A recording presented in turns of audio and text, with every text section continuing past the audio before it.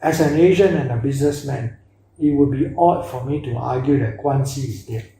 I am shocked there are still many businesses in Asia mistaking the concept of Guanxi as a kind of business management or network. There is actually no way to accurately define what it means in English. This is because it is a social network.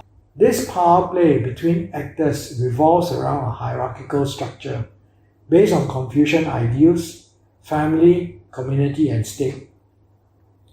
Many small business owners in Asia are still not able to collaborate with businesses outside of their communities and their local governments simply because they lack the necessary skills to operate in a global marketplace. By relying on such power systems to operate, it will be near impossible for these businesses to grow in this digital age. I recall some 16 years ago, I learned of the term globalization. I had picked up a book by Thomas Friedman called The World is Flat. Mr. Friedman described globalization in 3 phases. In phase 1, he called it Globalization 1.0. This was a period during which states and governments were the main actors. In Globalization 2.0, he described it as a time when MNCs and large companies were the main actors.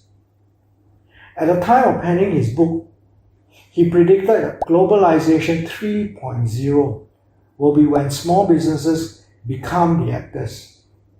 He had a solid argument, and he presented evidence at the time of the rise of personal computing power and the advancement of internet speeds and browsers. Except for the rise of e-commerce platforms like Amazon and Alibaba, I regret to observe that small businesses did not really reach their individual potential growth as predicted by Friedman's Globalization 3.0. Why do I say that? Small businesses are still relying on a middleman like the e-commerce platforms to match them up. Whereas Globalization 3.0 predicted that with the steroids like video conferencing, fiber optics, file sharing, and more powerful mobile phones, small businesses should be able to collaborate directly with each other. We come back to the beef which I have with Guanxi.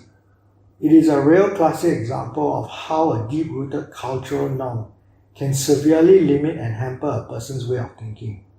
In spite of clear evidence of modern and powerful digital tools now available and at the disposal of the individual chooses to be arrested within an archaic power social network.